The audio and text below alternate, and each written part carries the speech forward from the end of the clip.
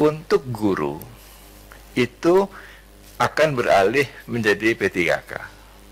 Jadi bukan CPNS lagi. Ke depan mungkin kami tidak akan menerima guru dengan status CPNS, tapi pegawai pemerintah dengan perjanjian kerja.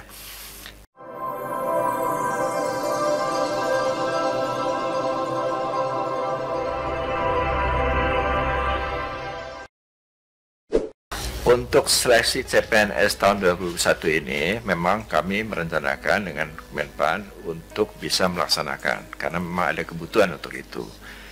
Namun demikian, ada beberapa tahapan yang harus dilakukan terlebih dahulu sebelum formasi CPNS itu dapat ditetapkan. Yang pertama tentu daerah atau instansi perlu menghitung ulang kebutuhan CPNS-nya untuk 5 tahun. Setelah mereka mengetahui kebutuhan untuk 5 tahun itu, mereka membaginya dalam periode tahunan. Jadi tidak sekedar hanya membagi 5, tapi berapa tahun pertama, berapa tahun kedua, sampai tahun kelima. Nah, kenapa itu diperlukan? Karena saat ini banyak sekali CPNS atau PNS yang meminta pindah lokasi, sehingga kebutuhan di masing-masing tentu menjadi berubah dan berbeda. Nah, hanya jika teman-teman instansi telah menyampaikan formasi itu kepada Kemenpan RB, kami baru bisa menetapkan formasinya, berapa jumlahnya. Dan itu diperkirakan formasi itu Mei sudah dapat ditetapkan.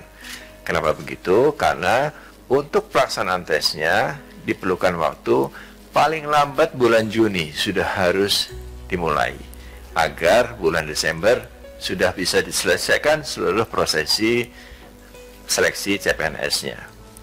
Nah, SKD tetap akan dilakukan bersama juga dengan SKB. Soal-soal juga akan dibuat dan ditambah oleh Kementerian Pendidikan dan Kebudayaan untuk memperbanyak jumlah soal yang bisa disampaikan. Nah, untuk seleksi ini tentu kami sudah belajar dari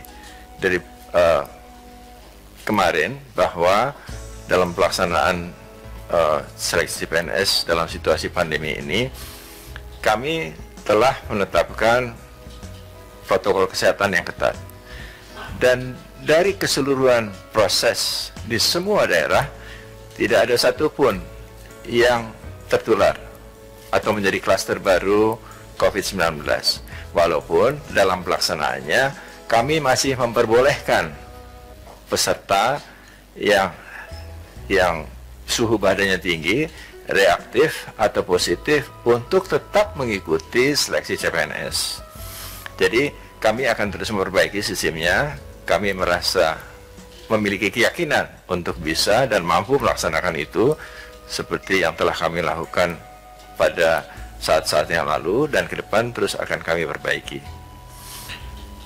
Untuk surat registrasi ini yang diwajibkan adalah dokter. Untuk perawat tidak diwajibkan, walaupun memang ada beberapa sekolah yang mewajibkan surat registrasi, tapi dari sisi kepegawaian yang diwajibkan hanya untuk dokter. Nah, kemudian apakah ada penerimaan guru CPNS?